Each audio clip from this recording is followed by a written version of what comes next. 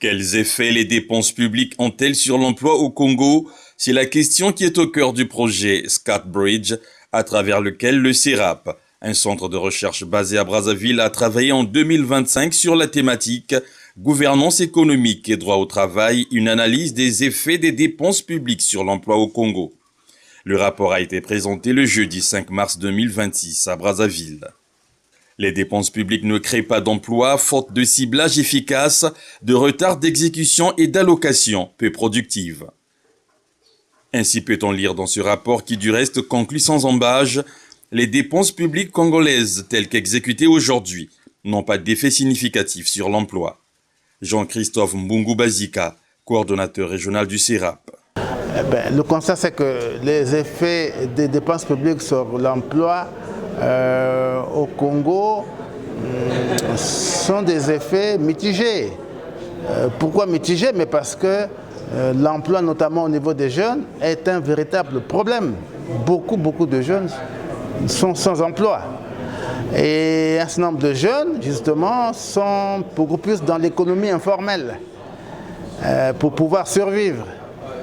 Et donc, il est important que l'État, en tant qu'un des acteurs principaux de création d'emplois, dans la création de l'emploi, il joue le rôle déterminant. Au regard de ce tableau peu favorable, le Centre de recherche sur les analyses et politiques économiques formule quelques recommandations. Il découle de cette analyse que les dépenses publiques au Congo n'ont pas créé des emplois. La stabilité politique a été un facteur déterminant dans la création d'emplois au Congo et la dette, quant à elle, a pu favoriser la création d'emplois à court terme, mais à long terme, elle aggrave la situation d'emploi.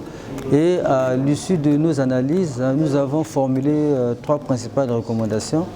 Donc la première, nous recommandons au pouvoir public de bien cibler les dépenses publiques. Donc il faudrait que les dépenses publiques soient plus orientées vers l'investissement que vers le fonctionnement.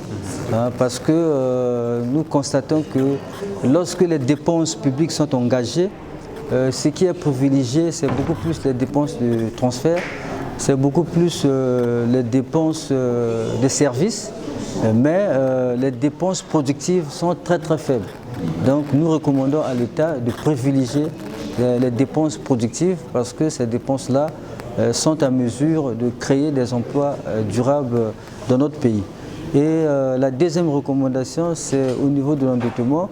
Nous recommandons à ce que l'État oriente de plus en plus l'endettement vers les projets productifs, pour que ces projets-là puissent donner les marges de manœuvre qui permettront de rembourser la dette en créant de la richesse. Par ailleurs, le rapport met en lumière quelques faiblesses limitant la création d'emplois par les dépenses publiques. Entre autres, la faiblesse du contrôle interne, les lenteurs et incohérences dans l'exécution des dépenses. Il est à noter que ce projet est mis en œuvre grâce au partenariat financier de la Fondation Denis Eleonora Florentia de l'Institut Nkafu du Cameroun. Une subvention de $25 500